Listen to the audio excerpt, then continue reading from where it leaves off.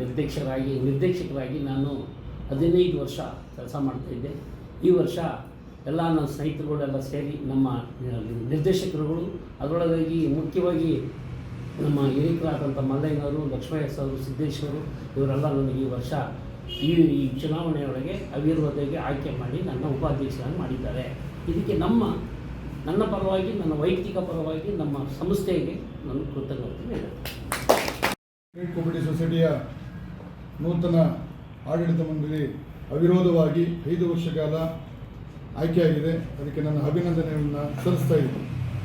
ನಮ್ಮ ಸೊಸೈಟಿ 16 ವರ್ಷ ಸರ್ವತೋಮುಖದಿಂದ ಅಭಿವೃದ್ಧಿಗೊಂಡು ಸ್ವಂತ ಕಟ್ಟಡವನ್ನು ಕಟ್ಟಿ ಇಲ್ಲಿವರೆಗೂ ಈ ಸಂಸ್ಥೆ ನಡೆದುಕೊಂಡು ಬಂದಿದೆ. ನಾನು ಈಗ 4ನೇ ಬಾರಿ ಅಧ್ಯಕ್ಷನಾಗಿ ನನ್ನನ್ನು ನಮ್ಮ ನಿರ್ದೇಶಕರು ಆಯ್ಕೆ ಮಾಡಿದ್ದಾರೆ. ಅವರಿಗೂ ಸಹ ನಾನು ವೈಯಕ್ತಿಕವಾಗಿ ಈ ಸಂಸ್ಥೆ ಪರವಾಗಿ ಅಭಿನಂದನೆಯನ್ನು ಸಲ್ಲಿಸ್ತಾ ಇದ್ದೀನಿ.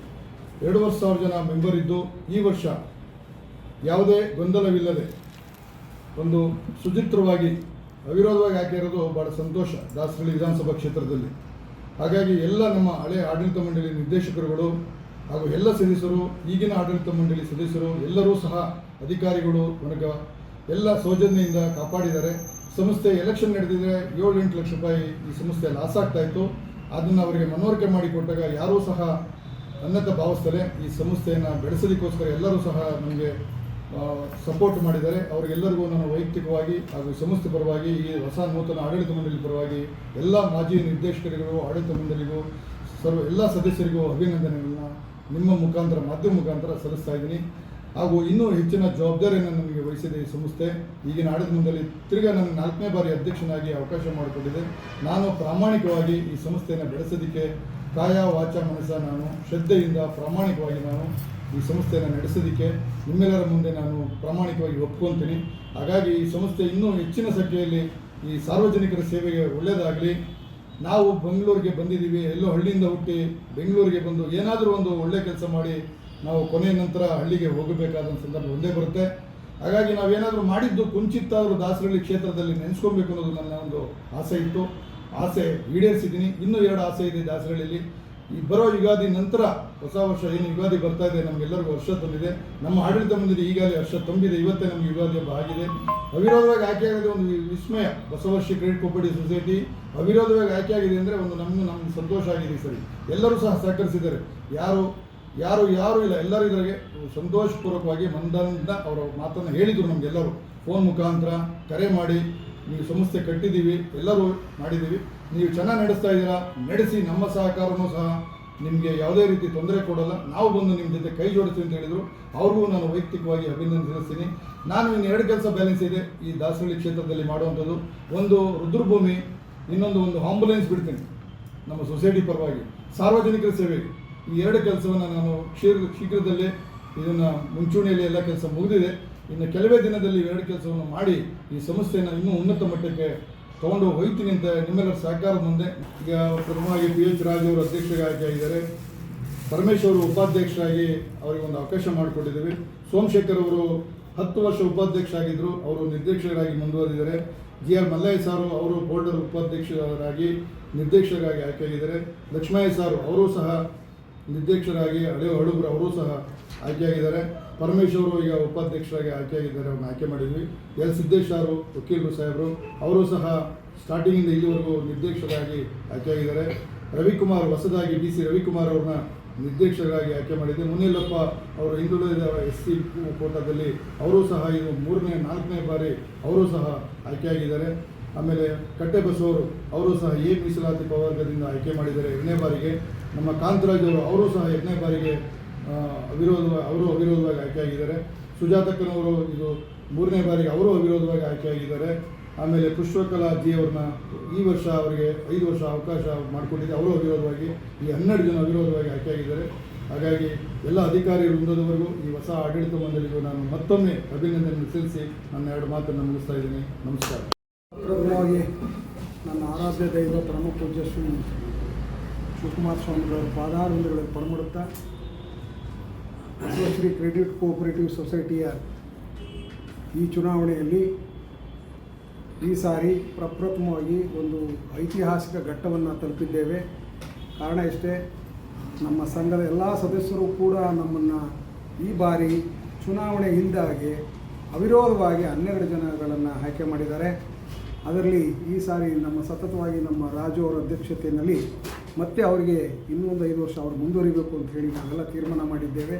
ಅದರ ಪ್ರಕಾರ ಇವತ್ತು ಅವರನ್ನು ಅಧ್ಯಕ್ಷರಾಗಿ ಆಯ್ಕೆ ಮಾಡಿ ಪರಮೇಶ್ ಅವರನ್ನು ಉಪಾಧ್ಯಕ್ಷರಾಗಿ ನಾವು ಆಯ್ಕೆ ಮಾಡಿದ್ದೇವೆ. ಇದಕ್ಕೆಲ್ಲ ನಮ್ಮ ಸಹಪಾಠಿಗಳು ಸಹವರ್ತಿಗಳು ಭಾಳ ಹೃದಯಪೂರ್ವಕವಾಗಿ ಸ್ಪಂದನೆ ಮಾಡಿದ್ದಾರೆ. ಹಾಗೆಯೇ ನಮ್ಮ ಸಂಸ್ಥೆ ಕೂಡ 16ನೇ ವರ್ಷದಲ್ಲಿ ಭಾಳ ಅತ್ಯುತ್ತಮವಾದ ಸ್ಟೇಟ್ ಲೆವೆಲ್ ಅವಾರ್ಡು ಕೂಡ ನಾವು ತಗೊಂಡಿದ್ವಿ 2-3 ಬಾರಿ. ಕರೋನಾದಿಂದಾಗಿ ಸ್ವಲ್ಪ ವ್ಯತ್ಯಾಸ ಆಗಿದೆ.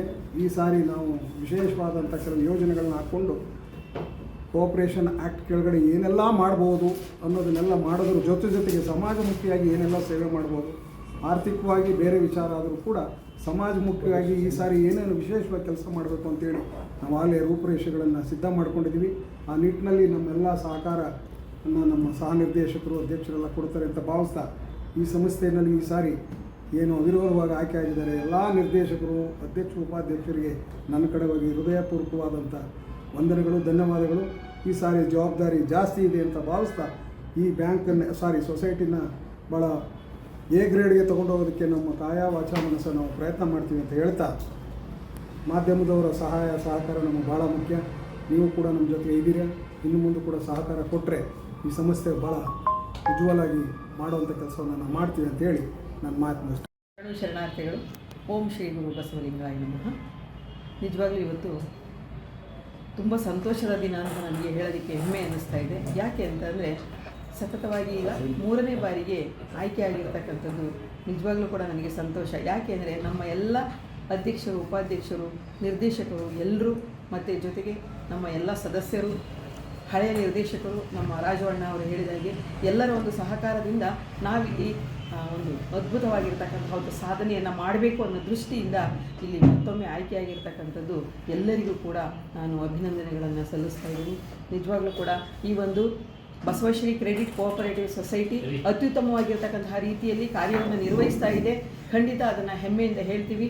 ಮುಂದೆ ಈ ಒಂದು ಸೊಸೈಟಿ ಬ್ಯಾಂಕ್ ಆಗಿ ಪರಿವರ್ತನೆ ಮಾಡುವಂತಹ ಮಟ್ಟಿಗೆ ನಾವು ಕೆಲಸವನ್ನು ಖಂಡಿತ ಮಾಡ್ತೀವಿ ಅಂತ ಎಲ್ಲರ ಪರವಾಗಿ ನಾನು ಈ ಒಂದು ಸನ್ನಿವೇಶದಲ್ಲಿ ಹೇಳ್ತಾ, ಮಹಿಳಾ ಮೀಸಲಾತಿ ಸ್ಥಾನದಿಂದ ನನ್ನನ್ನು ಮತ್ತೆ ಆಯ್ಕೆ ಮಾಡಿರೋದಕ್ಕೆ ನನ್ನ ಎಲ್ಲ ಸಂಘಟನೆಯವರಿಗೆ ಮತ್ತು ಅಧ್ಯಕ್ಷರಾಗಿರ್ತಕ್ಕಂತಹ ರಾಜವಣ್ಣನವರು, ಉಪಾಧ್ಯಕ್ಷರಾಗಿರ್ತಕ್ಕಂತಹ ಪರಮೇಶ್ವರಣ್ಣನವರು, ಸೋಮಶೇಖರಣ್ಣನವರು ಮತ್ತು ನಮ್ಮ ಹಿರಿಯರಾಗಿರ್ತಕ್ಕಂತಹ ನಮ್ಮ ಲಕ್ಷ್ಮಯ್ಯ ಅಂಕಲ್, ಮಲ್ಲಯ್ಯ ಅಂಕಲ್ ಮತ್ತು ಲಾಯರ್ ಸಾಹೇಬರು ಅವ್ರ ಮಾತಿನೇನು ಕೇಳಬೇಕಲ್ಲ, ಮತ್ತು ಎಲ್ಲ ನನ್ನ ಸಹ ನಿರ್ದೇಶಕರುಗಳೆಲ್ಲರೂ ಕೂಡ ಮತ್ತೊಮ್ಮೆ ನಮಗೆ ಆಯ್ಕೆ ಆಗೋದಕ್ಕೆ ಅವಕಾಶ ಮಾಡಿಕೊಟ್ಟಿದ್ದಾರೆ.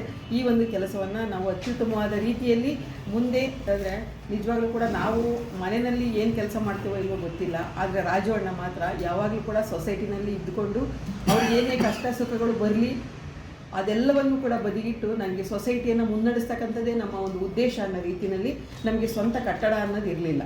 ಅವರ ಒಂದು ಸಾರಥ್ಯದಲ್ಲಿ ಈ ಒಂದು ಸ್ವಂತ ಕಟ್ಟಡವನ್ನು ನಿರ್ಮಾಣ ಮಾಡಿರ್ತಕ್ಕಂಥದ್ದು ನಿಜಕ್ಕೂ ಕೂಡ ಹೆಮ್ಮೆಯನ್ನು ಪಡ್ತಕ್ಕಂಥದ್ದು.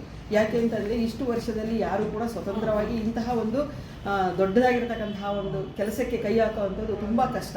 ಅದರಲ್ಲಿಯೂ ಕೂಡ ಅವರು ಆ ಒಂದು ನಿಟ್ಟಿನಲ್ಲಿ ಎಲ್ಲರ ಒಂದು ಸಹಕಾರ ಇರಲಿ ಬಿಡಲಿ, ನಾವು ಅವರಿಗೆ ಹಿನ್ನೆಲೆಯಾಗಿ ನಿಂತಿದ್ದೀವಿ ನಿಜ, ಆದರೆ ಯಾರನ್ನೂ ಪರಿಗಣಿಸಿ ಅಂದರೆ ಎಲ್ಲರನ್ನೂ ಕೂಡ ಪರಿಗಣಿಸ್ತಾ ಇದ್ರು, ಆದರೆ ಅವರ ಕರ್ತವ್ಯದಲ್ಲಿ ಸದಾಕಾಲವೂ ಕೂಡ ಮುಂದೆ ಇರ್ತಾ ಇದ್ರು. ಆ ಒಂದು ಅವರ ಒಂದು ಕಾಯಕವೇ ಕೈಲಾಸ ಅಂತಕ್ಕಂತಹ ಬಸವಣ್ಣನವರ ತತ್ವ ಇಲ್ಲಿ ಸಾಕ್ಷಿಯಾಗಿರ್ತಕ್ಕಂಥದ್ದು, ಈ ಕಟ್ಟಡವೇ ಸಾಕ್ಷಿ.